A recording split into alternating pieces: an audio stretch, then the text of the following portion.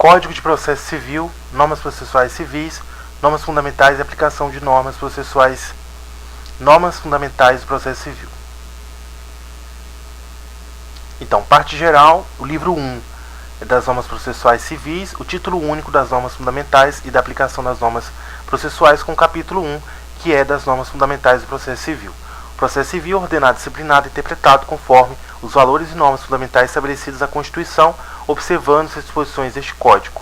O processo começa por iniciativa da parte e se desenvolve por impulso oficial, salvo as exceções previstas em lei. Não se excluirá da apreciação jurisdicional ameaça ou lesão a direito. É permitida a arbitragem. O Estado promoverá sempre que possível a solução consensual dos conflitos. A conciliação, a mediação e outros métodos de solução consensual de conflitos deverão ser estimulados por juízes, advogados, defensores públicos e membros do MP, inclusive no curso do processo judicial. As partes têm o direito de obter em prazo razoável a solução integral do mérito, incluída a atividade satisfativa. Aquele que de qualquer forma participa do processo deve comportar-se de acordo com a boa-fé. Todos os sujeitos do processo devem cooperar entre si para que se obtenha em tempo razoável decisão de mérito justa e efetiva. É assegurada às partes paridade de tratamento em relação ao exercício de direitos e faculdades processuais, aos meios de defesa, aos ônus e aos deveres e à aplicação de sanções processuais, competindo ao juiz zelar pelo efetivo contraditório. Ao aplicar o ordenamento jurídico, o juiz atenderá aos fins sociais e às exigências do bem comum, resguardando e promovendo a dignidade da pessoa humana e observando a proporcionalidade, razoabilidade, legalidade, publicidade e eficiência. Não se proferirá a decisão contra uma das partes sem que ela seja previamente ouvida.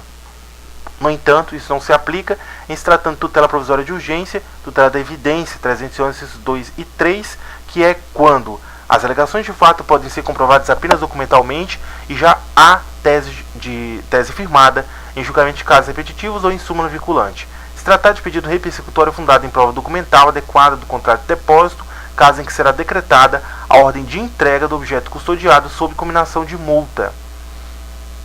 A decisão prevista no 711 é a ação monitória. O juiz não pode decidir em grau algum de jurisdição com base em fundamento a respeito do qual não se tenha dado às partes oportunidade de se manifestar, ainda que se trate de matéria sobre a qual deva decidir de ofício. Todos os julgamentos do Poder Judiciário serão públicos e fundamentais as decisões sob pena de nulidade. Nos casos de segredo de justiça, pode ser autorizada a presença somente das partes, seus advogados, defensores públicos ou MP. Os juízes e os tribunais atenderão preferencialmente a ordem cronológica de conclusão para proferir sentença ou acórdão. A lista de processos aptos a julgamento deve estar permanentemente à disposição para consulta pública em cartório e também na internet. São excluídas dessa regra sentenças proferidas em audiência, homologatórias de acordo ou de procedência liminar do pedido. Então são 3 tipos de sentença: as proferidas em audiência, homologatórias de acordo ou sentença de improcedência liminar do pedido. Julgamento de processos em bloco para aplicação de tese jurídica firmada em JCR, julgamento de casos repetitivos, e o julgamento de recursos repetitivos ou de IRDR, incidente de resolução de demandas repetitivas. Decisões proferidas com base no 485, sentença sem resolução do mérito, 932, sentença monocrática do relator. Julgamento de embargo de declaração, julgamento de agravo interno, preferências legais e metas estabelecidas pelo CNJ. Processos criminais nos órgãos jurisdicionais que tenham competência penal, a causa que exija urgência no julgamento, assim reconhecida precisão fundamentada. Após a elaboração da lista própria, será respeitada a ordem cronológica das conclusões entre as preferências legais. Após a inclusão do processo na lista de aptos a julgamento, o requerimento formulado pela parte não altera a ordem cronológica para a decisão, a não ser quando implicar em reabertura da instrução ou a conversão do julgamento em diligência. Decidido o requerimento da parte, o processo retorna à mesma posição em que anteriormente se encontrava. Ocupará o primeiro lugar na lista de processos aptos a julgamento, ou, conforme o caso, na lista de preferências legais do processo que tiver sua sentença. Ocupará o primeiro lugar na lista de processos aptos a julgamento, ou, conforme o caso, na lista de preferências legais, o processo que tiver sua sentença ou acordo anulado, salvo quando houver necessidade de realização de diligência ou de complementação da instrução, se enquadrar na hipótese do 1040, inciso 2. Capítulo 2 da aplicação das normas processuais. A jurisdição civil é regida pelas normas processuais brasileiras, ressalvadas disposições específicas previstas em tratados, convenções ou acordos internacionais de que o Brasil seja parte. A norma processual não retroagirá e será aplicável imediatamente aos processos em curso, respeitados atos processuais praticados e situações jurídicas consolidadas sob a vigência da norma revogada. Na ausência de normas que regulem processos eleitorais, trabalhistas ou administrativos, as disposições do CPC são aplicadas de forma supletiva e subsidiariamente. Livro 2 da Função Jurisdicional, título 1, Jurisdição em Ação. A jurisdição civil é exercida pelos juízes e pelos tribunais em todo o território nacional. Para postular em juízo, é necessário ter interesse e legitimidade. Ninguém pode pleitear direito à lei em nome próprio, salvo quando autorizado pelo ordenamento jurídico. Havendo substituição processual, o substituído pode intervir como assistente litisconsocial. O interesse do autor pode limitar-se à declaração da existência, da inexistência ou do modo de ser de uma relação jurídica, da autenticidade ou da falsidade do documento. É admissível a ação meramente declaratória, ainda que tenha ocorrido a violação do direito. Título 2. Limites da jurisdição nacional e da cooperação internacional. Capítulo 1. Limites da jurisdição nacional. Compete à autoridade judiciária brasileira processar e julgar as ações em que o réu estiver domiciliado no Brasil. É competência da autoridade judiciária brasileira processar ações em que o réu, qualquer que seja a sua nacionalidade, está domiciliado aqui no Brasil. Considera-se domiciliada no Brasil a pessoa jurídica estrangeira que aqui no Brasil, tem agência filial ou sucursal. Outra coisa, compete à JB processar e julgar as ações em que aqui no Brasil tiver de ser cumprida a obrigação, ou o fundamento seja fato ocorrido ou ato praticado no Brasil.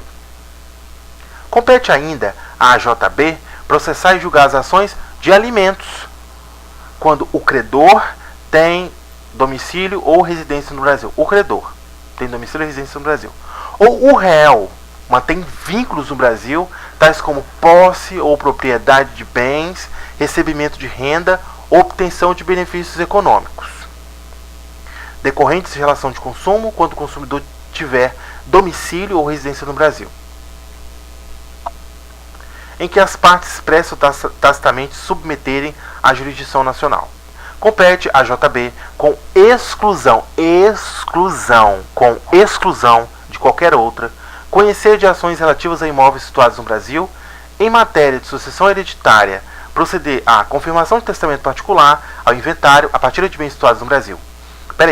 Compete à JB com exclusão de qualquer outra, conhecer das ações relativas a imóveis situados aqui no Brasil, em matéria de sucessão hereditária, proceder à confirmação do testamento particular, ao inventário e à partilha de bens situados no Brasil, ainda que o autor da herança seja de nacionalidade estrangeira, é um egípcio, ou tenha domicílio fora do território nacional. Isso não importa. Em matéria de sucessão hereditária, compete à autoridade judiciária brasileira, com exclusão de qualquer outra, proceder à confirmação de testamento particular, ao inventário, a partilha de bens situados aqui no Brasil, ainda que o autor da herança seja de nacionalidade estrangeira ou tenha domicílio fora do território nacional. Em matéria de divórcio, separação judicial ou dissolução de união estável, compete à autoridade judiciária brasileira, com exclusão de qualquer outra, proceder à partilha de bens situados no Brasil. Importante onde estão os bens. Estão situados no Brasil, então é aqui o foro para a partilha de bens. Não está tratando de divórcio, separação judicial ou dissolução de união estável, ainda que o titular seja de nacionalidade estrangeira ou tenha domicílio fora do território nacional. A ação proposta pelo tribunal estrangeiro não induz litispendência e não obsta a que a autoridade judiciária brasileira conheça da mesma causa e das que lhe são conexas, ressalvar as disposições em contrário de tratados internacionais e acordos bilaterais em vigor no Brasil. A pendência de causa perante a jurisdição brasileira não impede a homologação de sentença judicial estrangeira quando exigida para produzir efeitos no Brasil. Não compete a autoridade judiciária brasileira o processamento e o julgamento da ação quando há cláusula de eleição de foro exclusivo estrangeiro em contrato internacional, arguida pelo réu na contestação. Não se aplica o disposto no caput às hipóteses de competência internacional exclusiva previstas neste capítulo. E aplica-se as hipóteses do artigo 63, parágrafos 1º a 4º. Cooperação internacional. Disposições gerais. A cooperação jurídica internacional é regida por tratados de que o Brasil faz parte e observará o respeito às garantias do devido processo legal no Estado requerente, a igualdade de tratamento entre nacionais estrangeiros residentes ou não no Brasil, em relação ao acesso à justiça, à tramitação dos processos, assegurando-se assistência judiciária aos necessitados.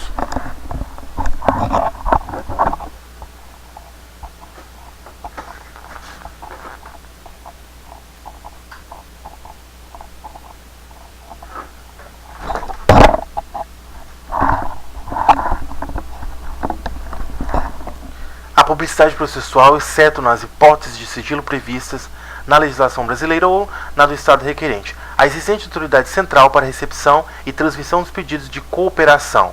A espontaneidade na transmissão de informações a autoridades estrangeiras.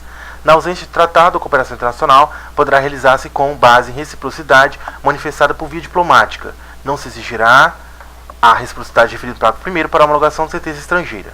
Na cooperação jurídica internacional não será admitida a prática de atos que contrariem ou que produzam resultados incompatíveis com as normas fundamentais que regem o Estado brasileiro.